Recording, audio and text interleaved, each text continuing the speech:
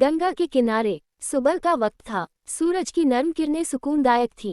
गंगा के किनारे तकरीबन 27 साल का एक लड़का किसी अपने की अस्थियों को पानी में बहा रहा था।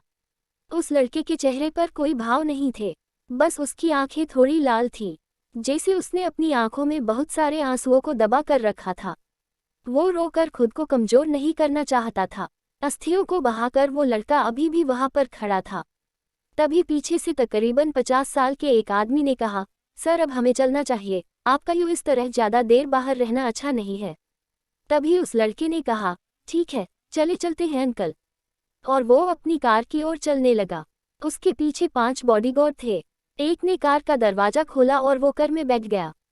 ये लड़का और कोई नहीं बल्कि अयान कपूर है। उसने कार में बैठकर अपनी आंखें बंद कर ली। उसके सामने कुछ यादें दिखने लगी। कुछ दिन पहले न्यूयॉर्क के एक बंगलो में अपने बेड पर आखिरी सांसें गिन रहे अक्षत कपूर गंभीर हालत में थे। अयान अपना सारा काम छोड़कर उनके पास बैठा हुआ था। अक्षत कपूर बहुत ही धीमी आवाज में कहते हैं, एक बोझ की तले जी रहा हूँ बेटा, इसीलिए शायद मेरी जान अभी भी अटकी हुई है, चाह कर भी मर नहीं पा रहा। अयान अपने पापा को इस तरह कमजोर देख गंभीरता से कहता है, ऐसा मत कहे पापा, आपको कुछ नहीं होगा। अक्षत कपूर ने हंसते हुए कहा, ये सब दिल बहलाने की बातें हैं, अब डॉक्टर्स ने भी उम्मीद छोड़ दी है, बस एक बोझ उतार दूं तो शायद सुकून से मर सको। अयान ने अपने पापा के हथेली को अपने हाथों में पकड़ लिया। अक्षत कपूर ने आगे बोलना जारी रखा, देखो बेटा, मेरे दोस्त अभिनव की आखिरी निशानी थी रूही। रूही के जिक्र से ही अयान की आंखें जैसे सुर्ख हो गई। वो जो सालों पहले सबको छोड़कर जा चुकी थी। मैं जानता हूँ बेटा कि तुम क्या सोच रहे हो, मगर जो तुम सोच रहे हो वो सच नहीं। मैंने तुमसे झूठ बोला था। वो मरी नहीं थी। मैं भी नहीं जानता उसके साथ क्या हुआ है। अयान ये सुन चौंक कर खड़ा हो गया। वो अपने पापा की बातों पर यकीन नहीं कर पा रहा था। आखिर करता भी कैसे? उसे अपने पापा ने ही कहा था कि रूही मर चुकी है, वो भी अपने मोम डैड के पास चली गई थी। मगर आज सालों बाद उसी के पापा कुछ अलग ही बोल रहे थे। अक्षत कपूर ने कहा, हाँ बेटा, यकीन करो मेरा, मैं जो भी कह रहा हूँ वो सब सच है। वो तुम्हारी मम्मा के लिए आखिरी वक्त था और मैं रूही को लेकर तुम दोनों के पास यहाँ आना चाहता था। तुम अपनी मोम के साथ अकेले जो थे, मगर उस दिन जब रूही मुझसे खो गई, फिर मैं उसे ढूंढने के लिए ज्यादा वक्त वह रुक नहीं सका और मैं उसे छोड़ तुम्हारी मोम के पास आ गया। मेरे लोग लगातार रूही को इंडिया में ढूंढ रहे थे, मगर वो मुझे नहीं मिली। तुम उसके इंतजार में बहुत डिस्टर्ब थे। मैंने सोचा रोज रोज की परेशानी के बदले तुम एक ही बार में इस सदमे से निकल जाओ, इसीलिए तुमसे झूठ बोला। अयान को कुछ समझ नहीं आ रहा था कि आखिर वो क्या कहे। वो जानता था उसके पापा ने जो किया वो बस उसकी खुशी के लिए ही किया। वो बस चुपचाप खड़ा था। अक्षत कपूर ने कहा, मैं तो अपनी जिंदगी में उसे नहीं ढूंढ पाया, तुम मेरे जाने के बाद इंडिया जाकर उसे तलाश करना। अगर वो तुम्हारी किस्मत में हुई तो वो तुम्हें जरूर मिल जाएगी। अगर वो तुम्हें मिले तो उसे हमारे खानदान की बहू बनाना। मैं और तुम्हारी मोम बहुत खुश होंगे। मेरा दोस्त अभिनव भी यही चाहता था, और उस प्यारी सी बच्ची रूही को बताना उसके अक्षत अंकल से गलती हो गई थी। वो उसे खोकर कभी ढूंढ ही नहीं पाए। ये अक्षत कपूर के आखिरी शब्द थे। उसके बाद उनकी सांसें हमेशा के लिए रुक चुकी थी। अयान ने अपनी आंखें खोली तो वो होटल पहुंच चुका था। अयान होटल के जिस कमरे में ठहरा था वहां पर उसने पूरा फ्लोर बुक करवाया था। अपने कमरे की ओर जाते हुए अयान ने अपने पीछे चल रहे आदमी से पूछा, क्या आपने उसके बारे में कोई इन्फॉर्मेशन निकली है? कुछ पता चला उसके बारे में? उस आदमी का नाम अजय था, जो सालों से अक्षत कपूर के लिए काम करता था। वो बहुत वफादार और अच्छा इंसान था। अजय ने कहा, ही सर, हमने जब आपके पापा के कहने पर पता लगाया था तो ये पता चला था कि किसी ने उन्हें एक अनाथ आश्रम में छोड़ा था। मगर उसके 2 महीने बाद ही वहां पर भयानक आग लगी थी, जिसमें 50 से ज्यादा बच्चे मर गए थे। ये जानने के बाद ही बड़े साहब ने आगे खोज बंद करवा दी थी। अयान ने कहा, ठीक है, फिर पता लगाओ जो भी बच्चे जिंदा बच गए थे या फिर जो जख्मी थे उन्हें किस हॉस्पिटल में ट्रीटमेंट के लिए भेजा था, और उसके बाद उन लोगों का क्या हुआ। अजय अपना सर झुकाकर खड़ा हुआ था। उसे यूं इस तरह खड़ा देख अयान ने कहा, क्या हुआ, अब क्या परेशानी है? अजय ने कहा, जी सर, वो हॉस्पिटल तो सालों पहले बंद ही चुका। हम फिर पता लगाने की पूरी कोशिश कर रहे हैं। उम्मीद करता हूँ वो आपको जल्द से जल्द मिल जाए। ये बोल अजय वहां से चला जाता है। अयान भी बस अपने कमरे में जाने ही वाला होता है कि सामने लिफ्ट से एक लड़की बाहर आती है। उसका ध्यान उसके फोन में था, जैसे वो कुछ जरूरी चीज पढ़ रही थी। उसे इस तरह बेझिझक आते देख अयान थोड़ा चौंक सा गया। उसने तो यह पूरा फ्लो बुक करवा लिया था, फिर कोई लड़की यहाँ पर कैसे आ सकती थी। अयान 12 साल का था जब उसकी मॉम और रूही दोनों ही उसे छोड़कर चली गई थी। उसके बाद अयान ने किसी भी लड़की को अपनी दोस्त तक नहीं बनाया। उसके मेल फ्रेंड्स भी बहुत कम थे। वो लोगों से थोड़ा दूर दूर सा रहता था। कई सालों तक उसके दिमाग से अपनों को खोने का सदमा गया नहीं था। इन्हीं पलों में वो शांत, कम बोलने वाला और अकटू इंसान बन गया था। वो अपने सामने उस लड़की को आते देख गुस्सा तो हुआ, मगर जब वो लड़की एकदम उसके पास आने लगी तो जैसे वो उसकी खूबसूरती में खुद को खोने लगा। अयान के बिल्कुल पास आते ही वह लड़की एकदम से रुक गई और उसकी ओर देखने लगी। वो एक पल के लिए तो बस अयान को देखते ही रह गई। अयान था ही इतना हैंडसम, मगर आज तक उस लड़की को कोई भी इम्प्रेस नहीं कर पाया था। वो लड़की और कोई नहीं बल्कि अवनी सिंघानिया थी, बिजनेस टाइकून राजवीर सिंघानिया की बेटी, जिसकी खूबसूरती पर हर कोई मरता था। अवनी अपने सेंस में आकर उस लड़के की ओर देखती है जो उसे उलझा रहा था। वो एकदम से इरिटेट हो गई और उसने कहा, कौन हो तुम? यहाँ आने की तुम्हारी हिम्मत कैसे हुई? अयान अभी भी घूर कर उसे ही दिख रहा था। तभी अवनी जोर जोर से चिल्लाने लगी, शेखर, शेखर, कहाँ हो तुम? अवनी को बिल्कुल नहीं पसंद था कि कोई उसके आसपास भी हो। वो ज्यादा शोर शराबा पसंद करने वाली लड़की नहीं थी।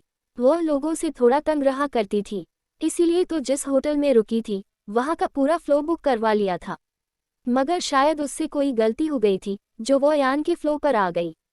तभी अवनी का फोन रिंग हुआ। उसे अभी उसके असिस्टेंट शेखर का फोन आ रहा था। उसने तुरंत ही कॉल पिक कर लिया। शेखर ने थोड़ा हड़बड़ाते हुए कहा, मैडम आप कहाँ हैं? आप अभी तक पहुंची क्यों नहीं? क्या कोई प्रॉब्लम हो गई है? शेखर की बात सुन अवनी को समझ आया कि शायद उससे कोई गलती हुई है। वो अपने फ़ोन में बहुत ही ज़रूरी डील के पेपर पढ़ रही थी। शायद इसी वजह से उसने ध्यान नहीं दिया। फिर उसने सही से देखा तो पता चला कि वह गलत फ्लो पर आ गई थी। उसके बाद वह अयान की ओर एक पल भी नहीं देखती और ना ही वहां रुकती है। वह तुरंत ही सॉरी बोल वहां से चली जाती है। अयान तो बस उसे देखता ही रहा। वह कहना तो बहुत कुछ चाहता था मगर कुछ बोल ही नहीं पाया। फिर वह अपने कमरे में चला गया। अयान आंखें बंद कर सोफे पर बैठा था। उसने अपने सर को ऊपर की ओर टिका रखा था। वह अपने हाथ को ऊपर कर पकड़े हुए एक छोटे से टूटे हुए ब्रेसलेट को देखता है। वह काफी डिजाइनर था मगर वह आधा ही था। अयान की आंखों के सामने कुछ पुरानी यादें दे रही थी। अयान तकरीबन 12 साल का होगा जब वह अपने पापा के खास आदमी के साथ न्यूयॉर्क जा रहा था।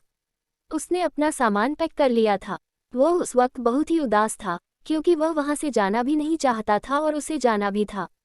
न्यूयॉर्क में उसकी मॉम का इलाज चल रहा था और वहां उनकी हालत बहुत ही खराब थी।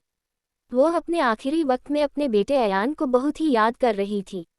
वो अपनी बीमार मॉम के पास जल्दी से जाना चाहता था। दूसरी ओर यहाँ इंडिया में उसके पापा को कुछ काम पूरा करना था और अयान की छोटी सी प्यारी सी दोस्त इंडिया में ही थी, रूही। अयान और रूही का बचपन साथ में बीता था। रूही के मम्मा पापा की मौत रूही के बचपन में ही हो गई थी, इसीलिए रूही अयान की फैमिली के साथ रहती थी।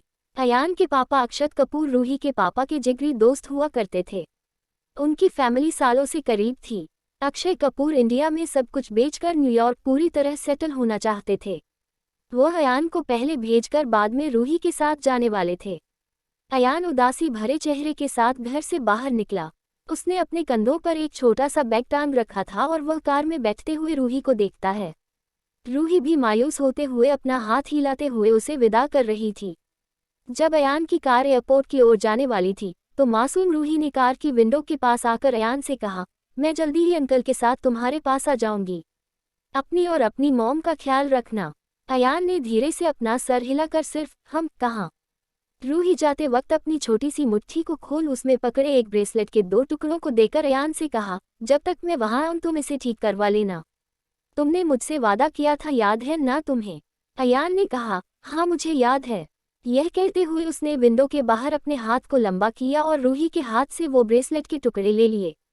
यह ब्रेसलेट रूही की मॉम ने उसे दिया था। यह उनकी आखिरी निशानी थी रूही के पास। मगर जब अयान ने एयरपोर्ट जाकर ब्रेसलेट को देखा तो उसके पास सिर्फ एक ही टुकड़ा था। दूसरा टुकड़ा उसे मिला ही नहीं। उसने कार में ढूंढने की बहुत कोशिश की मगर वो उसे ना मिला। अयान उस वक्त बहुत परेशान था ये सोचकर कि वो आखिर रूही को क्या जवाब देगा। 15 साल बीत गए थे उस वक्त को गुजरे।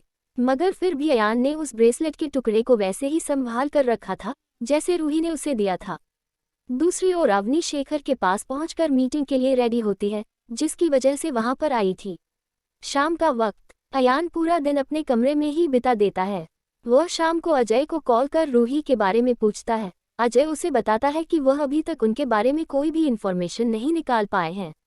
अयान गुस्सा होते हुए कहता है, क्या तुम इतने लोग मिलकर सिर्फ एक लड़की के बारे में पता नहीं लगा सकते? अयान का गुस्सा काफी तेज था। अजय बिल्कुल डर गया था।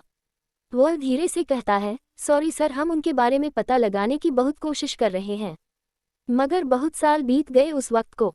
कई लोग तो मिल भी नहीं रहे हैं और कुछ भी ज्यादा पता नहीं चल रहा है, पर हम कड़ी मेहनत कर रहे हैं। अयान ने कहा, ठीक है फिर अब उस काम का क्या हुआ जो मैंने तुम्हें कहा था? अजय ने कहा, जी सर, मैंने आपके लिए मुंबई में हमारी कंपनी का मेन ऑफिस तैयार करवा दिया है, हम कल ही वहां जा सकते हैं। उसके बाद अयान फोन काट देता है। दूसरी सुबह अवनी मुंबई एयरपोर्ट से सीधा हॉस्पिटल की ओर निकली। वह काफी परेशान दिख रही थी। उसके दिल की धड़कन तेज थी। वह किसी अपने के लिए बहुत ही फिक्रमंद थी। दरअसल अवनी के पापा को हार्ट अटैक हुआ था। हालांकि कि यह छोटा सा ही था और डॉक्टर ने कहा था कि अब उन्हें कोई खतरा नहीं है, मगर अवनी के पापा ने उसे तुरंत ही बुलवाया था। अवनी हॉस्पिटल रूम में पहुंची तब उसके पापा के पास उसकी मॉम और छोटी बहन मौजूद थी। अवनी जल्दी से अपने पापा के पास जा उनका हाथ पकड़ लेती है। अवनी कुछ कहती उससे पहले ही उसकी छोटी बहन अनन्या अवनी से कहती है, अभी तक कहाँ थी दीदी तुम? तुम्हें पापा की बिल्कुल परवाह नहीं है। अब भी आने की क्या जरूरत थी? मैं और मम्मी पापा के लिए है यहाँ पर। तभी अपनी बेटी को रोकते हुए रागिनी जी ने कहा, यह तुम क्या बोल रही हो अनन्या? अपनी दीदी से इस तरह कैसे बात कर सकती हो तुम? मैंने तुम्हें कितनी बार समझाया था और अभी अपने पापा की हालत का तो ख्याल कर लो। देखो वह कितना परेशान थे। रागिनी जी आगे अवनी को समझाते हुए कहती हैं, बेटा तुम बुरा मत मानना। अनन्या अभी तुमसे छोटी है, इसे नहीं पता कि कब इसे क्या बोलना चाहिए। हालांकि अनन्या अवनी से सिर्फ 2 ही साल छोटी थी, मगर वह कभी भी अवनी के लिए अच्छा नहीं बोलती थी, क्योंकि वह बचपन से ही अवनी से नफरत करती थी। मगर अवनी हर बार उसे छोटा और नादान समझकर जाने देती थी। अवनी के पापा राजवीर सिंघानिया अवनी का हाथ पकड़ कहते हैं, बेटा मैं कब से तुम्हारा इंतजार कर रहा था। देखो तो तुमने काम में खुद को कितना खो दिया है, बिल्कुल भी अपनी फिक्र नहीं करती। अवनी ने कहा, नहीं पापा, मुझे यह सब कुछ पसंद है, इसीलिए तो करती हूँ। वैसे भी आप भी तो यही चाहते थे। देखिए हमारा बिजनेस कितना ज्यादा ग्रो कर गया है। अवनी काफी समझदार और टैलेंटेड थी। राजवीर सिंघानिया अपनी बेटी से बहुत ज्यादा खुश थे। वह चाहते थे कि वो जिंदगी भर बस इसी तरह खुश रहे, मगर वह जानते थे पूरी जिंदगी वो उनके साथ नहीं होंगे। हालांकि अवनी को किसी के सहारे की कोई जरूरत नहीं थी, वह बिल्कुल परफेक्ट थी। राजवीर सिंघानिया की एक बेटी इतनी परफेक्ट और काबिल थी, तो दूसरी तरफ अनन्या थी, जिसने पढ़ाई में कभी ध्यान नहीं दिया और अभी भी सिर्फ अपने दोस्तों के साथ घूमा करती थी और अपने पापा के पैसों पर ऐश करती थी। वह इन सब चीज़ों का गलत इस्तेमाल करती थी। उसे बिल्कुल भी परवाह नहीं थी कि कोई उसके बारे में क्या सोचता है। वो तो बस सिर्फ अपने पापा को खुश रखना जानती थी, क्योंकि वही थे जो उसे मुंह मांगे पैसे दे दिया करते थे। रागिनी जी ने कई बार समझाने की कोशिश की, मगर अनन्या पूरी तरह बिगड़ चुकी थी। वह उन लोगों की कोई भी बात नहीं मानती थी। राजवीर जी ने कहा, बेटा देखो, मुझे कल तक तो पता भी नहीं था कि मुझे कभी कोई इस तरह की कंडीशन से गुजरना पड़ेगा, मगर जिंदगी का कोई भरोसा नहीं, इंसान के हाथ में कुछ भी नहीं, ना वक्त ना जिंदगी। अपने पापा को इस तरह बोलते देख अवनी ने कहा, पापा आप ये क्या बोल रहे हैं? डॉक्टर ने कहा है अब आप बिल्कुल ठीक है, आपको अब ऐसी बातें नहीं करनी चाहिए। राजवीर जी हंसने लगते हैं, मैं जानता हूँ बेटा कि अभी मैं ठीक हूँ, पर क्या पता कल को क्या हो जाए। मैं अपनी दोनों बेटियों को खुश देखना चाहता हूँ और मैंने फैसला किया है कि मैं अपनी जायदाद का बंटवारा कर दूंगा, ताकि बाद में कोई परेशानी ना हो। अवनी ने कहा, पापा आपको ऐसा करने की कोई ज़रूरत नहीं है, आपको इतनी जल्दी ऐसे फैसले नहीं लेनी चाहिए। राजवीर जी ने थोड़ा कठोर होकर कहा, मैं तुम्हारी सलाह नहीं ले रहा हूँ, मैं अपना फैसला सुना रहा हूँ और मैं यह भी चाहता हूँ कि तुम दोनों ही जल्द से जल्द शादी कर सेटल हो जाओ ताकि मुझे खुशी मिले। यह आप क्या कह रहे हैं पापा? मैं अभी शादी नहीं करना चाहती, अब मैंने कहा। राजवीर जी फिर से उसी कठोर लहजे में कहते हैं, तुम्हें सिर्फ मेरी बात सुननी है, मैंने पहले ही कहा है। मैं सलाह नहीं मांग रहा, यह मेरा फैसला है, आगे चाहे तुम्हें जो करना पड़े। अनन्या तो पीछे बूथ बन खड़ी थी। उसे तो यकीन ही नहीं आ रहा था कि उसके पापा अपनी जायदाद का बंटवारा कर रहे हैं। तब तो उसके पास अपने पापा की आधी जायदाद होगी और वह पूरी जिंदगी बैठे बैठे उसे लूटा सकती थी। उसके चेहरे से ही पता चल रहा था कि उसकी आंखें कितनी चमक रही है और वो कितनी खुश है। मगर अवनी के बारे में यह नहीं था। वह अपने पापा के लिए परेशान थी। वह अब चुपचाप अपने पापा की बातें सुन रही थी। राजवीर जी ने थोड़ा ऊंचा और कठोर आवाज में कहा, सुनो तुम लोग, मैंने फैसला किया है कि तुम में से जो भी बेटी पहले शादी करेगी और मुझे अपने दामाद से मिलवाएगी, मैं अपनी 90% जायदाद उसके नाम कर दूंगा और सारा बिजनेस भी उसी का होगा। बाकी का 5% दूसरी बेटी को दे दूंगा और जो 5% प्रॉपर्टी बचेगी इसके सहारे ही मैं और तुम्हारी मॉम अब आगे की जिंदगी जीना चाहते हैं। अपने पापा की ऐसी अजीब शर्त सुन अवनी चौंक कर खड़ी हो गई और वह कहने लगी, यह आप क्या कह रहे हैं पापा, आखिर आप इस तरह की शर्त कैसे रख सकते हैं? राजवीर जी फिर से अपनी बात दोहराते हुए कहते हैं, मैंने पहले ही कहा था, मैं कोई सलाह नहीं मांग रहा। यह मेरा आखिरी फैसला है। सुन लो तुम दोनों, तुम्हारे पास सिर्फ 1 हफ्ता है। तब तक अगर तुम लोगों ने मेरी शर्त को पूरी नहीं की तो मैं यह सारी प्रॉपर्टी ट्रस्ट में डोनेट कर दूंगा। अवनी और अनन्या दोनों ही चौंक गए थे। अब अपने पापा की शर्त के मुताबिक उन दोनों को ही जल्द से जल्द एक दूसरे से पहले शादी करनी थी, ताकि वह अपने पापा की शर्त को पूरा कर सकें। अनन्या के दिमाग में बहुत सारी चीजें चल रही थी। वह जल्द से जल्द शादी कर अपने पापा की पूरी जायदाद अपने नाम करवाना चाहती थी। वह जल्दी से अपने पापा से कहती है, पापा आप चिंता मत करिए, सबसे पहले मैं ही आपको अपने दामाद से मिलवाऊंगी। यह कहते हुए डेविल स्माइल के साथ वह अवनी की ओर देखती है और वहां से चली जाती है। अवनी ने जाते वक्त अपने पापा से कहा, पापा अभी ये आप ठीक नहीं कर रहे हैं। यह सुन राजवीर सिंघानिया हंसने लगते हैं और अवनी वहां से चली जाती है। अवनी के जाने के बाद रागिनी जी ने राजवीर जी से कहा, यह आप क्या कर रहे हैं? आप दोनों ही बेटियों के आगे ऐसी अजीब शर्त कैसे रख सकते हैं? राजवीर जी ने कहा, तुम जानती हो मैं अब जल्दी ही इस बोझ से दूर होना चाहता हूँ और आज हमारे पास इतना सब कुछ है। यह सब कुछ अवनी की वजह से ही है। तुम जानती हो वह कितनी ज्यादा काबिल है और अनन्या तो अमीरी की चकाचौंध में बिल्कुल बिगड़ चुकी है। वह अब हमारे हाथ में नहीं रही। अगर मैं सामने से सारे प्रॉपर्टी अवनी को दे दूं जिसकी वह हकदार है तो ये जायज नहीं होता। और मैं चाहता हूं कि वह दोनों ही शादी कर अपनी जिंदगी में आगे बढ़े। कम से कम मेरी शर्त की वजह से ही वह दोनों ऐसा करे तो अच्छा ही है। रागिनी जी ने अपना डर जताते हुए कहा, आप जो कह रहे हैं वह बिल्कुल सच है। पर अगर अवनी से पहले अनन्या ने किसी से शादी कर ली तब आप क्या करेंगे? आपको पता है ना 7 साल पहले हमारी कंपनी कितनी लॉस में चल रही थी। ऐसा लग रहा था कि जैसे हम बैनक्रॉफ्ट हो जाएंगे। मगर इतनी कम उम्र में अवनी की सूझबूझ ने आपके साथ मिलकर आपको कहां से कहां तक पहुंचा दिया। राजवीर जी ने बेफिक्र होते हुए कहा, हाँ मैं जानता हूँ रागिनी, इसीलिए तो मैं शांत हूँ। मुझे पता है अवनी अपने हक को यूं ही जाने नहीं देंगी। जरूर वह अपने लिए भी किस काबिल लड़के को चुन मेरा दामाद बनाएगी। तुम उसकी चिंता बिल्कुल मत करो। ऐसा नहीं था कि अवनी के मॉम डैड को सिर्फ अवनी से ही लगाव था, वह अनन्या को भी इतना ही चाहते थे। मगर वो लोग अवनी की काबिलियत को समझते हुए उनसे उसका हक नहीं छीन सकते थे। और वैसे भी इतना बड़ा बिजनेस जिसे अवनी ने ही इन ऊंचाइयों तक पहुंचाया था, उसे कोई और हैंडल नहीं कर सकता था और अनन्या तो बिल्कुल इसे डुबा कर रख देती। अवनी हॉस्पिटल से निकलने के बाद सिर्फ और सिर्फ उन्हीं बातों के बारे में सोच रही थी जो अभी अभी उसके पापा ने उसे कही थी। वो सोच रही थी आखिर वह अपने लिए लड़का कहाँ से ढूंढेगी। अब तो उसे किसी भी हालत में शादी करनी ही होगी, क्योंकि अगर उसने ऐसा नहीं किया तो उसकी बहन अनन्या सब कुछ तबाह कर देगी। जिस बिजनेस को अवनी ने अपने पापा के साथ मिलकर इतना संजो के रखा था, वो तो सब कुछ बर्बाद हो जाता। क्योंकि अवनी अच्छी तरह जानती थी कि अनन्या को यह सब कुछ आगे बढ़ाने में या संभालने में कोई इंटरेस्ट नहीं था। वो तो बस इससे खुद की जिंदगी को आसान करना चाहती थी और पूरी जिंदगी बेशुमार पैसे उड़ाकर जीना चाहती थी। अवनी कार की खिड़की से बाहर देख अपनी ही सोच में डूबी हुई थी। उसे पता ही नहीं चला कि कब वह अपने ऑफिस पहुंच गई थी। जब ड्राइवर ने कार रोकी तब भी वह वैसे ही बैठी हुई थी। तब आगे बैठे शेखर ने कहा, मैडम हम ऑफिस पहुंच गए। अवनी बिना कुछ बोले कार से उतर गईं। अवनी के आते ही ऑफिस के सारे एम्प्लॉयज अपने काम में बिजी हो गए। वह सब ऐसे दिख रहे थे जैसे वो अपने काम को कड़ी मेहनत से कर रहे हो। वह लोग जानते थे कि उनकी बॉस बहुत ही स्ट्रिक्ट है, उसे कामचोरी बिल्कुल भी पसंद नहीं। अवनी चारों ओर देखते हुए अपने केबिन की ओर जाने लगी। शेखर उसके पीछे पीछे आ रहा था।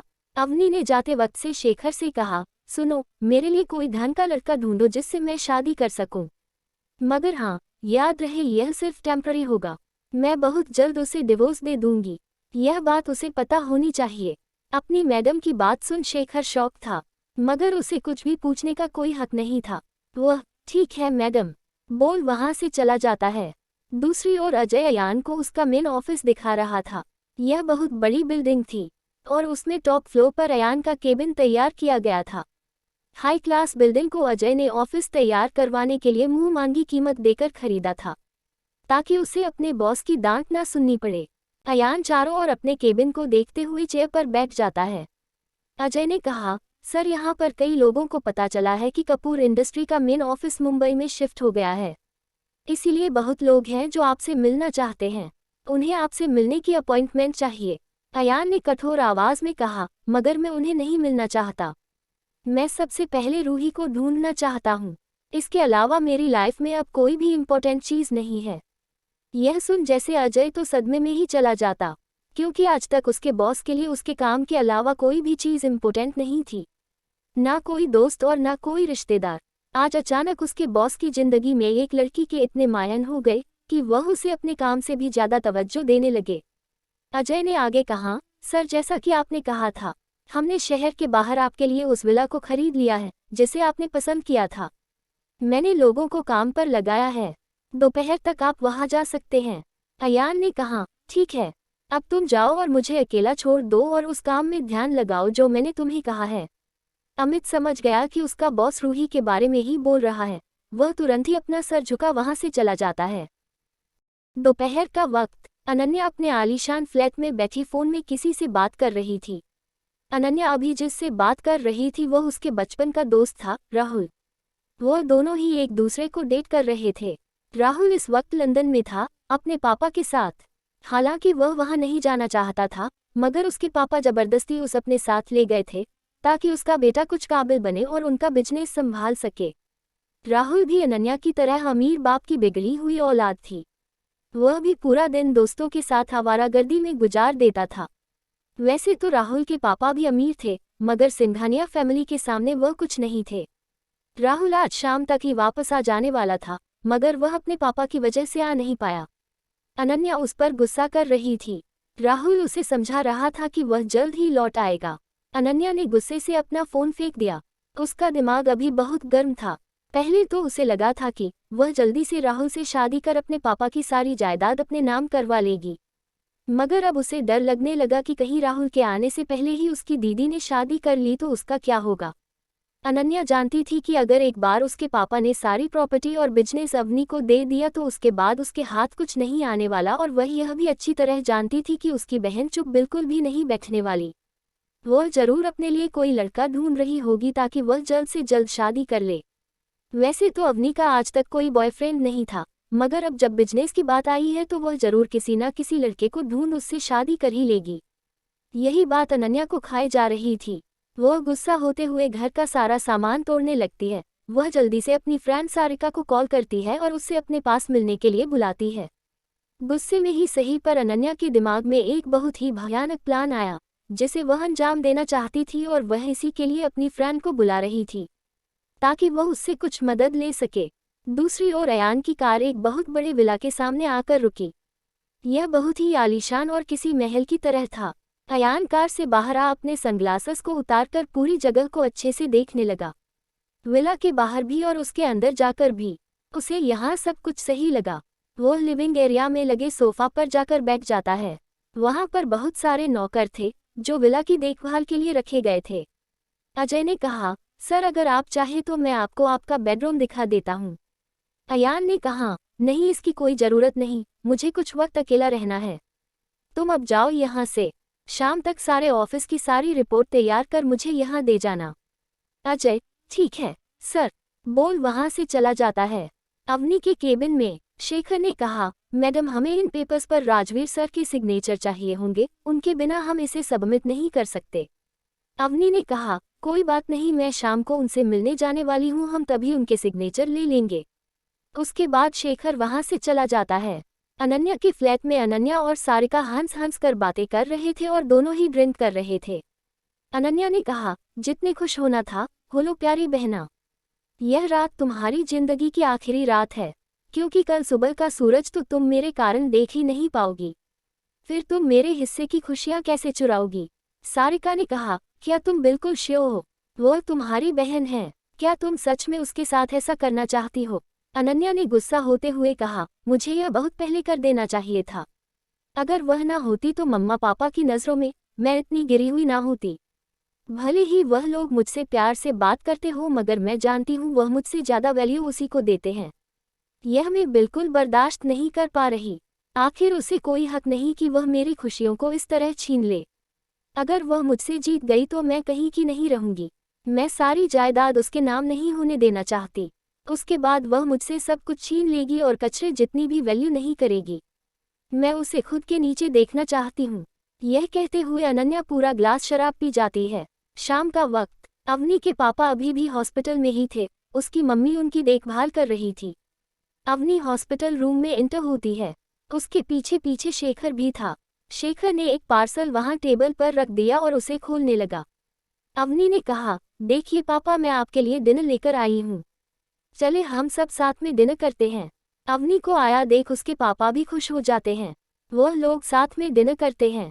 उसके बाद उन लोगों ने बहुत सारी बातें की। जाते वक्त अवनी ने अपने हाथ में कंपनी के कुछ पेपर रखे, जो उनके हाल ही में चलने वाले प्रोजेक्ट के रिलेटेड थे।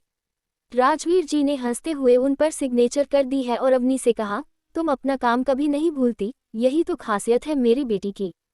इसके बाद अवनी हंसते हुए वहां से चली जाती है। हॉस्पिटल से निकलकर अवनी उन पेपर्स को शेखर को दे देती है और शेखर से कहती है, तुम अब घर जाओ, मैं अकेले ही घर चली जाऊंगी। शेखर ने कहा, ठीक है मैम, फिर मैं ड्राइवर को आपके साथ भेज देता हूँ। मैंने कहा, नहीं, उसकी कोई ज़रूरत नहीं, मैं चली जाऊंगी, तुम जाओ और आज सुबह जो मैंने कहा था वह काम जल्द से जल्द पूरा करो।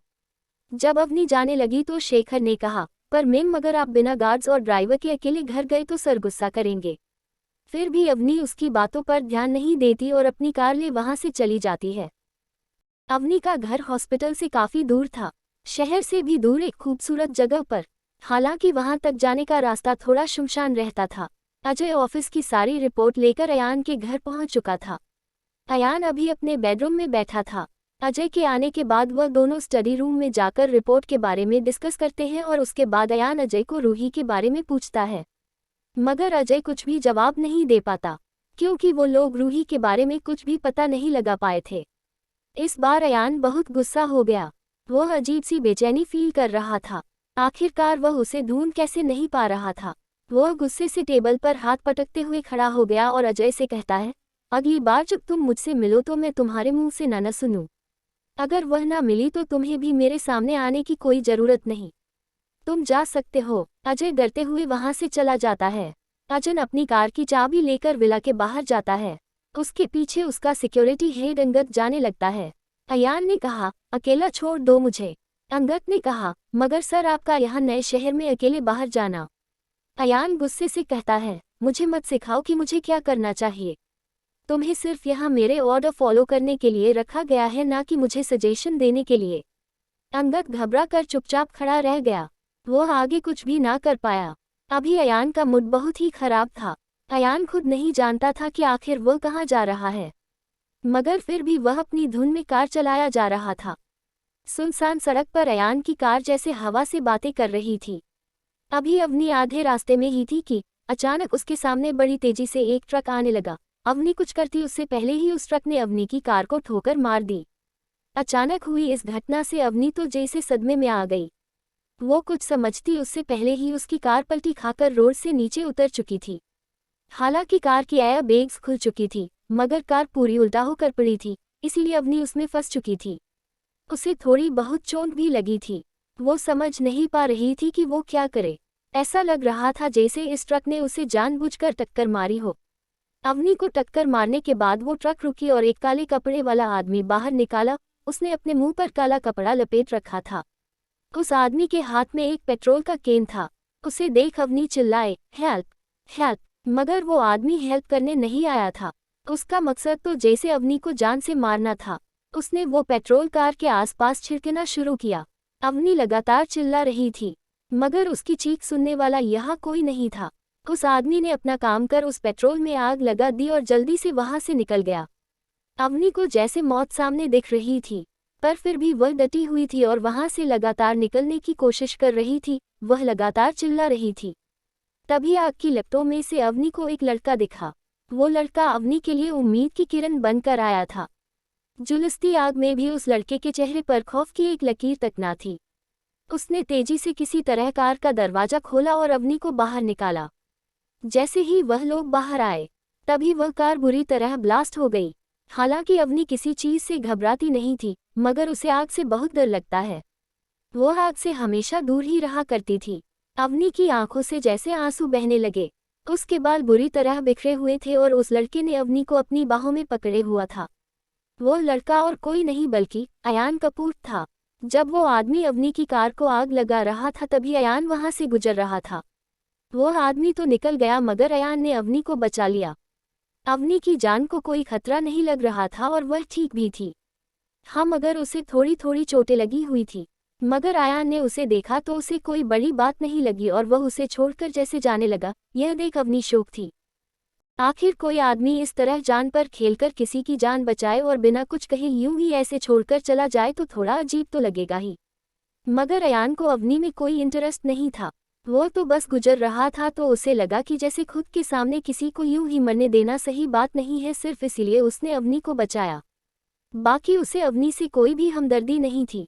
मगर जैसे वह अवनी को छोड़कर जा रहा था, उसे बहुत ही अजीब फीलिंग आ रही थी।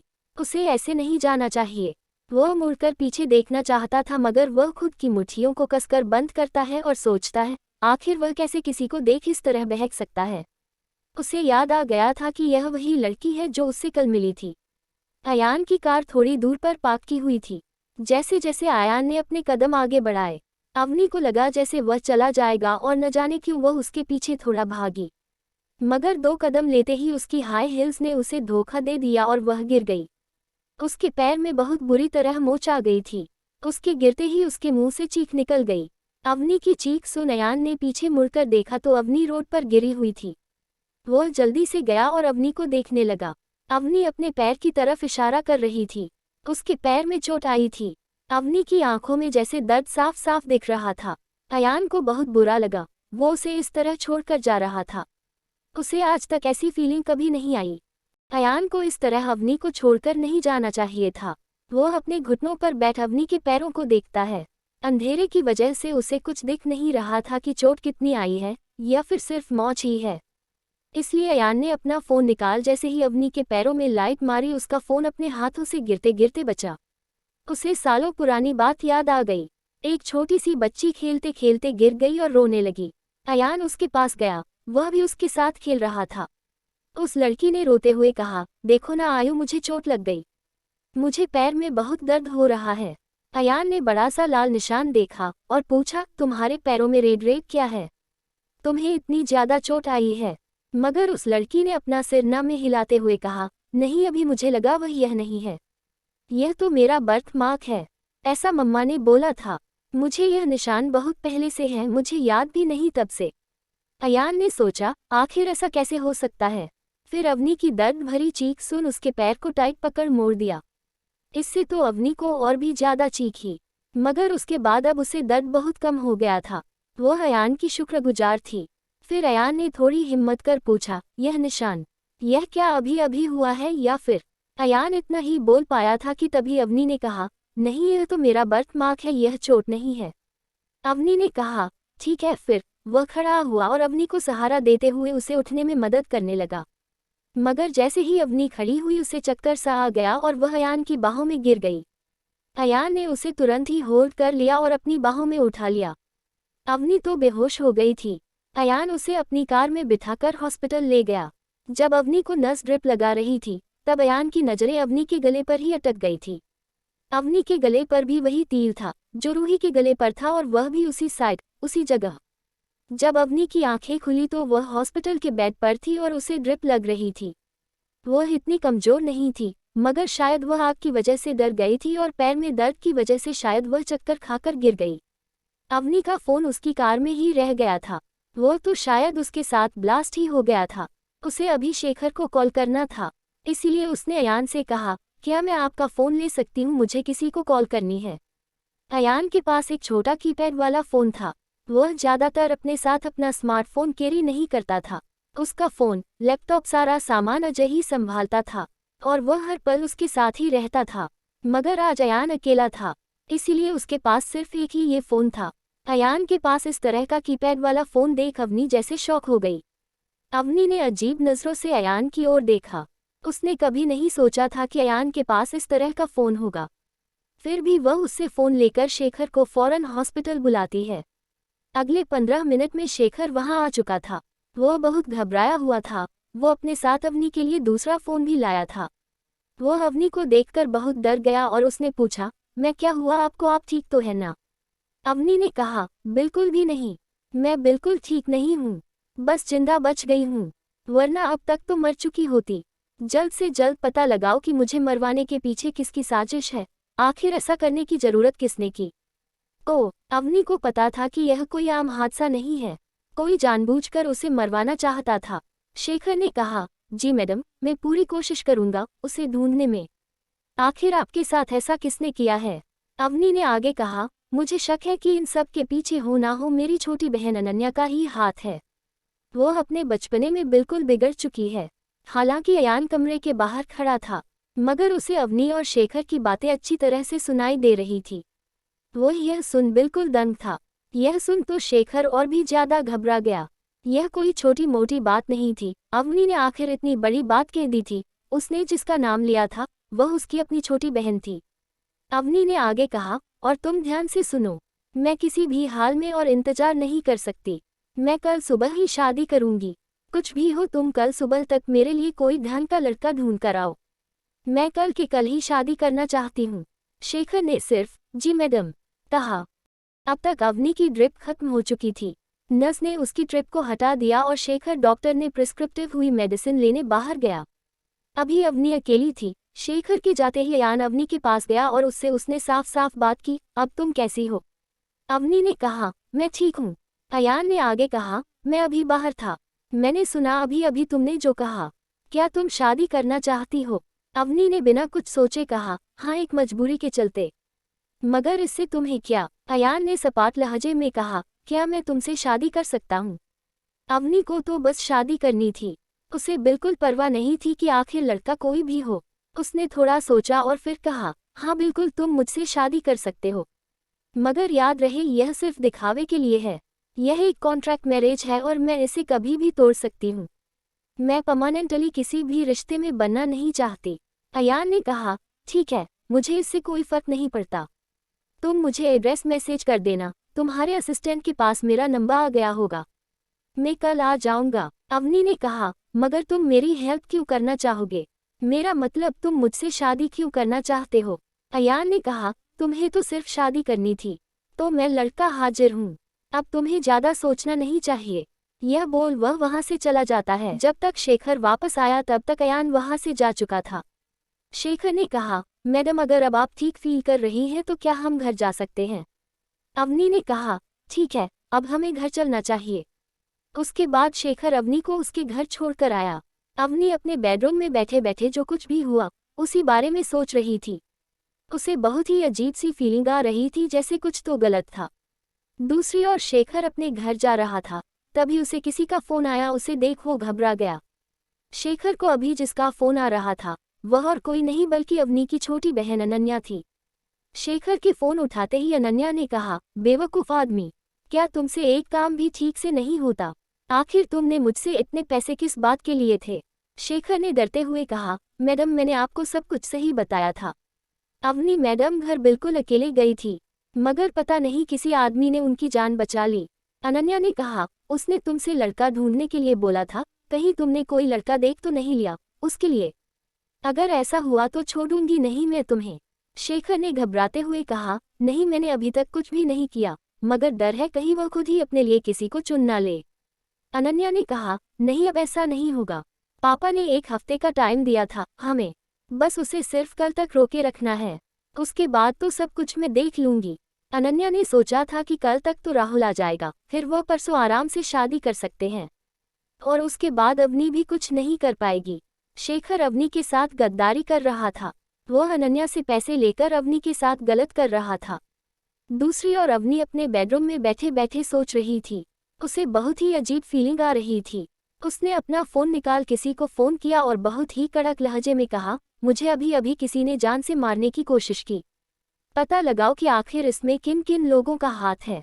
सामने से एक धीमी और हड़बड़ाहट में बोल रहे एक लड़के की आवाज़ आई, यस बॉस, मैं इस बारे में जानता हूँ। हमने पता लगाना शुरू कर दिया है। वैसे आप ठीक तो हैं ना? अवनी ने कहा, हाँ मैं बिल्कुल ठीक हूँ। यह कहकर अवनी ने फ़ोन रख दिया। दूसरी ओर अयान अपने कमरे में कुर्सी पर बैठा हुआ था। वह बार बार अवनी के बारे में ही सोच रहा था। वो यह कन्फर्म नहीं कर पाया था कि अवनी ही रूही है। मगर ऐसा कैसे हो सकता था? अवनी सिंघानिया खानदान की बेटी थी। हालांकि सिंघानिया खानदान बहुत ज़्यादा अमीर होने के साथ साथ बहुत लो प्रोफाइल भी रहता था। उन लोगों के फैमिली मेंबर्स के बारे में बाहर लोगों को बहुत कम पता था। कोई नहीं जानता था कि उनकी फैमिली में प्रॉपर कितने लोग हैं। बस सब जानते थे तो एक ही चीज़, सिंघानिया कंपनी दुनिया की दूसरी सबसे बड़ी सक्सेसफुल कंपनी थी। ऐसा लग रहा था जैसे अयान के दिल ने बिल्कुल मान लिया था कि शायद अवनी ही रूही है। अयान अपनी गहरी सोच में डूबा हुआ था। तभी उसके लैपटॉप पर किसी का मैसेज आया। उसका लैपटॉप बेड पर खुला हुआ पड़ा था। जिस आदमी ने मैसेज किया था उसका नाम डैनी था। उसने लिखा था, बॉस वो लोग शायद हमसे लड़ाई चाहते हैं। उसने हमारी बात मानने से इनकार कर दिया। उन्होंने बहुत सारे गलत कामों को अंजाम दे दिया है। यह हमारे उसूलों के खिलाफ है। आखिर अब हम उनसे समझौता कैसे कर सकते हैं? आप ही बताएं आगे क्या करें। इस मैसेज को पढ़ अयान का ऑरा एकदम से कोल्ड हो गया और उसकी आंखों में किसी को मार देने वाला गुस्सा था। उसने अपनी मुठियां भींची और एक गहरी सांस ली। फिर एक मैसेज टाइप किया, सही समय का इंतजार करो और शिकार को उठा लो। उसके बाद में ही तय करूंगा कि उसका क्या करना है। सामने से सिर्फ एक ही शब्द में जवाब आया, ओके बॉस। उसके बाद अयान ने अपने लैपटॉप को बंद कर दिया और खुद सोने की कोशिश करने लगा। अवनी अपने रूम में यहाँ से वहाँ चक्कर लगा रही थी। उसे नींद नहीं आ रही थी। अजीब सी बेचैनी ने उसके दिल पर कब्जा कर लिया था। वह अयान के बारे में कुछ भी नहीं जानती थी। फिर भी उसे कल उससे शादी करनी थी। पता नहीं उसके बाद क्या होने वाला था। रात के 2 बजे थे। अवनी बार बार अपना फ़ोन चेक कर रही थी। चिराग का एक मैसेज आया, बॉस क्या हम मिल सकते हैं, बहुत ही अर्जेंट है। अवनी ने कहा, ठीक है तुम हमारी जगह पर आओ, मैं अभी पहुंचती हूँ। अवनी अपनी कार की चाबी लेकर विला से चली जाती है। अवनी अपने साथ किसी भी ड्राइवर को नहीं ले जाती। वो अकेले ही जाती है। हालांकि यह विला भी अवनी को उसके पापा ने गिफ्ट किया था। यहाँ के नौकर और चौकीदार सिंघानिया फैमिली के वफादार थे। वह लोग अवनी की एक एक खबर अवनी के पापा तक पहुँचाते थे। यह बात अवनी भी जानती थी, क्योंकि अवनी के पापा राजवीर सिंघानिया ने उन्हें खास तौर पर अवनी का ख्याल रखने के लिए वहां पर रखा हुआ था। इसीलिए एक एक कदम फूक फूक कर रखती थी। हालांकि शेखर को भी अवनी के पापा ने ही अवनी की हेल्प के लिए रखा था। मगर वह कहाँ जानते थे कि शेखर अवनी को धोखा दे रहा है और उनकी छोटी बेटी अनन्या की साजिशों में उसका साथ दे रहा है। अवनी वहां तक पहुंच चुकी थी जहां उसे जाना था। चारों ओर अंधेरा था और एक वीरान जगह थी। अवनी ने अपनी कार रोक दी, तभी वहां से एक बाइक गुजरी। बाइक वाले ने अपनी बाइक अवनी की गाड़ी से थोड़ा आगे रखी और फिर नीचे उतर गया। उसने पूरे काले कपड़े पहन रखे थे, black jeans, black T shirt और ब्लैक लेदर की जैकेट। उसने अपने सर पर हेलमेट पहन रखा था। उस लड़के ने अपना हेलमेट उतार बाइक पर रख दिया और अवनी की कार में जाकर बैठ गया। काले कपड़े वाला लड़का और कोई नहीं बल्कि चिराग था। चिराग कार में बैठकर गहरी सांस लेता है और घबराहट से अवनी से पूछता है, बॉस क्या आप ठीक तो है? आपको कोई गहरी चोट तो नहीं आई? अवनी ने कहा, नहीं मैं बिल्कुल ठीक हूँ, मुझे कुछ नहीं हुआ, यूँ समझ लो बस मैं मरते मरते बची हूँ। अवनी ने आगे कहा, अब बताओ तुमने मुझे यहाँ पर क्यों बुलाया? चिराग ने कहा, बॉस आपके साथ गद्दारी करने वाला आपके बहुत पास है। आप सही थी, आपको जान से मार देने की साजिश अनन्या ने ही करवाई थी और आप यकीन नहीं करेंगे उसका साथ किसने दिया। अवनी ने कठोर लहजे में कहा, ज्यादा बातें मत घुमाओ, मुझे सीधा सीधा बताओ आखिर अनन्या का साथ कौन दे सकता है? चिराग ने तुरंत एक नाम लिया जिससे अवनी भी दंग थी, उसने कभी ऐसा सोचा भी नहीं था। चिराग ने एक कॉल रिकॉर्डिंग सुनाई जिसमें शेखर और अनन्या बात कर रहे थे और वह उसी साजिश के बारे में थी जो अनन्या ने अवनी के खिलाफ रची थी। चिराग ने यह रिकॉर्डिंग हैक करके डाउनलोड की थी। अवनी ने कहा, क्या शेखर अनन्या के साथ मिला हुआ है? आखिर वह ऐसा कैसे कर सकता है? इतना बड़ा धोखा। चिराग ने कहा, हाँ बॉस, वह बहुत ही घटिया आदमी है। उसने आपके साथ रहते हुए आपके साथ ऐसा किया। अब आप ही बताएं उसका क्या करना है? क्या हम उसे जान से मार दे या फिर उसे गायब करवा दे? अवनी ने तुरंत कहा, नहीं नहीं, हमें अभी ऐसा कुछ नहीं करना। मैं कल तक का इंतजार करूंगी। जब तक पापा मुझे मेरा हिस्सा दे दे, उसके बाद ही देखेंगे कि आगे क्या करना है। चिराग ने कहा, लेकिन बॉस अब आप क्या करेगी? क्या सच में आपके पापा यानी मिस्टर राजवीर सिंघानिया आपको अपनी प्रॉपर्टी का बड़ा हिस्सा दे देंगे? अवनी ने कहा, हाँ बिल्कुल, वह ऐसा जरूर करेंगे क्योंकि कल मैं उसकी शर्त पूरी करने वाली हूँ। चिराग ने चौंकते हुए कहा, क्या आप कल शादी करने वाली है? मगर आप किससे शादी करेगी? अवनी ने अपनी बड़ी बड़ी आंखों से चिराग को घूरते हुए कहा, जाहिर सी बात है, अगर मैं किसी से शादी करूंगी तो वह एक लड़का ही होगा। चिराग ने थोड़ा एम्बेरस होते हुए कहा, हाँ वह तो ठीक है, मगर वह है कौन? क्या मैं उन्हें जानता हूँ? अवनी ने कहा, नहीं, उसे तो मैं भी नहीं जानती, उसने तो बस आज मेरी जान बचाई थी। चिराग ने चौंक कर कहा, क्या आप उस लड़के के बारे में बात कर रही हैं जो जिसने आपको कार से बाहर निकाला था? अवनी ने कहा, हाँ मैं उसी के बारे में बात कर रही हूँ। उसने मुझसे सामने से शादी के बारे में पूछा। अब तुम्हें ही पता लगाना है कि आखिर वह कौन है। मगर अभी नहीं, वक्त आने पर मैं तुमसे कहूंगी। हालांकि चिराग और उसके कुछ लोग अवनी के पीछे ही थे। अगर अयान वक्त पर नहीं आता तो कम से कम वह लोग अवनी को बचा ही लेते। मगर अयान वक्त से थोड़ा आगे था और वन अवनी को कार से बाहर निकालने में कामयाब हो गया। इसलिए चिराग और उसके लोग अंधेरे में छुपे ही रहे और आगे नहीं आए, क्योंकि अवनी ने उन्हें लोगों के सामने आने से मना कर रखा था। अवनी ने कहा, अब जब मुझे पता है कि शेखर भरोसे के लायक नहीं, मैं यह काम तुम्हें सौंपती हूँ। मैं कल सुबह ही उस लड़के से शादी करने वाली हूँ, तो तुम सारे इंतजाम कर देना। उसका नाम अयान है, उसके अलावा मैं उसके बारे में और कुछ नहीं जानती। चिराग ने कहा, ठीक है बॉस, यह सब काम आप मुझ पर छोड़ दे, मैं सब कुछ हैंडल कर लूँगा। फिर चिराग ने थोड़ी गंभीरता से कहा, बॉस, बड़े भैया की मौत के बाद बड़े बॉस बिल्कुल भी उसूलों का पालन नहीं कर रहे। वो अपने फायदे के लिए बहुत गलत काम कर रहे हैं, और तो और उन्होंने किंग से पंगा ले लिया। अवनी ने कहा, बड़े भैया के जाने के बाद अब मेरा एम्पायर में रहने का बिल्कुल भी मन नहीं। मैं अलग होना चाहती हूँ, जल्द से जल्द। चिराग ने आपत्ति जताते हुए कहा, ये आप क्या कह रही हैं? बस हम सब तो सिर्फ यही चाहते हैं कि हमारे अगले नए बॉस आप बने। हम बड़े बॉस के सामने बगावत करने वाले हैं। हमें उस जैसे लीडर की कोई ज़रूरत नहीं जो खुद ही हमारे नियमों को ना मान सके। अवनी ने चौंकते हुए कहा, यह तुम क्या कह रहे हो चिराग? आखिर मैं लीडर कैसे बन सकती हूँ? मेरे पास मेरी एक अलग दुनिया है, मैं अब दुनिया को छोड़ देना चाहती हूँ। चिराग ने फिर माना करते हुए कहा, नहीं बॉस, आप हमें नहीं छोड़ सकती। हम लोगों ने मिलकर यह डिसाइड किया है कि हमारे अंपायर को अब सिर्फ आप ही लीड कर सकती हैं। अवनी ने कहा, मगर तुम जितना आसान समझते हो इतना आसान है नहीं। लूसी बॉस को हराना इतना आसान नहीं। और तो और हम तो यह भी नहीं जानते कि आखिर वह अभी कहाँ छुप कर बैठा हुआ है। चिराग ने कहा, आप उसकी फिक्र न करें, वो हम सब संभाल लेंगे। बस आप तैयार रहे, हमारे एम्पायर को आपकी ज़रूरत है। हम आपको अपना लीडर बनाकर ही रहेंगे। अवनी ने बात बदलते हुए कहा, हाँ ठीक है, ठीक है, वह वक्त आने पर देखा जाएगा। अब तुम जाओ, मुझे कल बहुत सारे काम निपटाने हैं। अवनी के कहने पर चिराग तुरंत कार से उतर गया और कार की विंडो से अवनी को कहा, ठीक है बॉस, अपना ख्याल रखिएगा, और वह वहां से अपनी बाइक लेकर चला गया। चिराग के जाने के बाद अवनी अपनी कार लेकर विला पर आ गई। अगली सुबह अवनी के पास अयान का नंबर नहीं था। उसने कल रात शेखर से उसका नंबर नहीं मांगा क्योंकि उसे लगा कि हो सकता है शेखर को उस पर शक जाए। सुबह सुबह अवनी ने शेखर को कॉल करी। शेखर अभी भी सो रहा था और वह नींद में था। अवनी ने कहा, सुनो, मुझे कल रात वाले उस लड़के का नंबर भेजो जिसके फ़ोन से मैंने तुम्हें कॉल किया था। शेखर अभी भी नींद में था। उसने अनिका की आवाज़ सुनी और वह अपनी आंखें मलने लगा। फिर उसने अपने फ़ोन में उस लड़के का नंबर ढूंढा और अवनी को शेयर कर दिया। अवनी ने शेखर को कुछ भी नहीं बताया और शेखर ने भी अवनी को कुछ नहीं पूछा।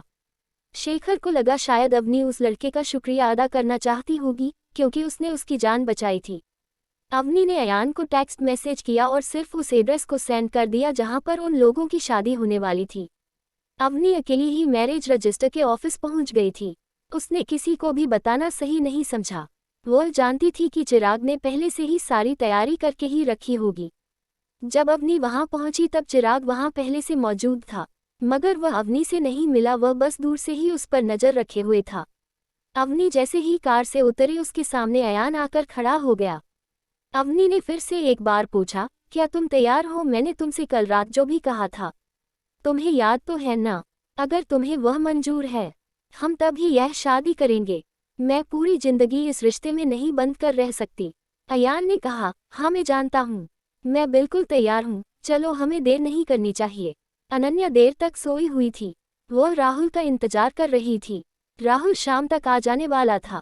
अगर वह जल्दी आ जाता तो आज ही उन लोगों की शादी हो जाती, मगर ये मुमकिन ना हो पाया। अनन्या बेफिक्र थी। उसे नहीं लगा था कि अवनी इतनी जल्दी ऐसा कुछ कर देगी, क्योंकि शेखर ने उसे बताया था कि अभी तक उन्हें कोई भी लड़का नहीं मिला है। पर यहाँ तो खुद शेखर अयान से बेखबर था। दोपहर होने वाली थी। बाहर हल्की हल्की धूप निकली हुई थी। अयान और अवनी की शादी हो चुकी थी। उन लोगों के हाथ में मैरिज का सर्टिफिकेट था। अवनी बहुत खुश थी। वह अपने पापा को आज सरप्राइज देने वाली थी। वह जल्दी से अपनी कार में बैठ गई और अयान भी बिना कुछ बोले अवनी के बगल वाली सीट में बैठ गया। उसके बाद उसने कार स्टार्ट की और वह हॉस्पिटल की ओर जाने लगी। राजवीर सिंघानिया की तबीयत काफ़ी हद तक सुधर चुकी थी। उन्हें अब कोई भी ज़्यादा बड़ी प्रॉब्लम नहीं थी। उन्हें डॉक्टर ने डिस्चार्ज करने को बोल दिया था।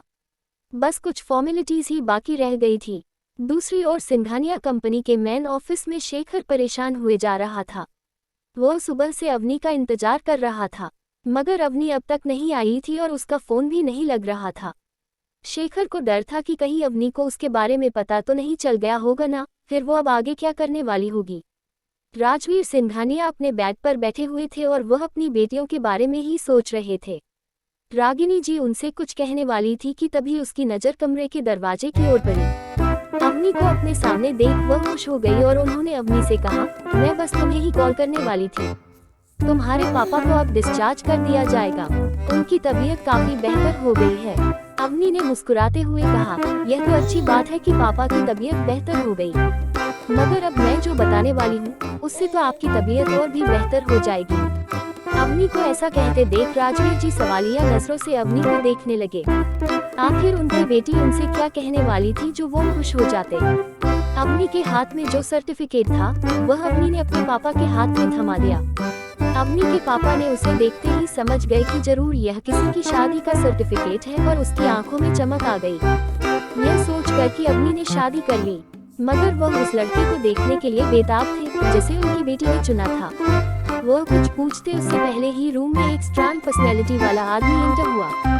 उसका ऑरा किसी राजा से कम नहीं था। अगर वह कहीं का लीडर होता तो उसके नीचे के सारे लोग उसे भगवान ही मानते। उसका कोड ऑरा किसी को भी डरा सकता था। अवनी ने थोड़ा मुस्कुराते हुए अपने पापा से कहा, पापा इनसे मिलिए, यह मेरे पति है, हमने आज ही शादी की है। अवनी के पापा तो अयान को देखकर ही समझ गए थे कि यह कोई आम और मामूली लड़का नहीं हो सकता। उसकी स्ट्रॉन्ग पर्सनैलिटी राजवीर सिंघानिया पर असर कर रही थी। उसकी आंखों में देखने से ही किसी को डर लग सकता था। आखिर इतने सालों का तजुर्बा था। उनकी आंखें किसी को पहचानने में कोई भूल नहीं खा सकती थी। उन्होंने बहुत दुनिया देखी थी। राजवीर जी आज बहुत ही खुश थे। उन्होंने अयान के बारे में ज्यादा कुछ भी पूछना जरूरी नहीं समझा। उनको अपनी बेटी की पसंद पर पूरा भरोसा था। रागिनी जी को भी अपने पति की तरह अवनी की पसंद पर पूरा भरोसा था। वह भी अपने दामाद के बारे में सिर्फ अच्छा ही सोच रही थी। उन्हें उनसे कोई शिकायत नहीं थी। अवनी अपने पापा के सामने अयान के साथ बहुत ही अच्छा बिहेव कर रही थी। वह कुछ इस तरह से दिखा रही थी जैसे वह लोग शादी से बहुत ज्यादा खुश है। राजवीर जी को डिस्चार्ज मिल जाने के बाद अवनी और अयान उन्हें घर छोड़ आते हैं। रागिनी जी ने अपनी बेटी और दामाद को रात के डिनर के लिए बहुत प्यार से इनवाइट किया। अयान और अवनी इन्हें मना नहीं कर पाए। अवनी अपने घर के लिए निकलती है। अब वह पूरे रास्ते अकेले थे। अवनी अपनी कार चला रही थी। उसका ध्यान सिर्फ सामने था, मगर अयान का ध्यान सिर्फ अवनी पर ही था। वह सिर्फ उसे ही देख रहा था। अवनी कुछ ही देर में समझ चुकी थी कि अयान सिर्फ उसे ही दिख रहा है। उसे बहुत ही अजीब लग रहा था। वह बिल्कुल अच्छा महसूस नहीं कर रही थी। वह कार में बहुत ही अनकंफर्टेबल फील कर रही थी। Hello guys, love audio story पर इस वीडियो में 100 लाइक्स मिलेंगे, फिर नया एपिसोड अपलोड हो जाएगा। तस्वीर love contract with devil king story आगे सुनने के लिए चैनल को सब्सक्राइब करें और वीडियो को लाइक करें।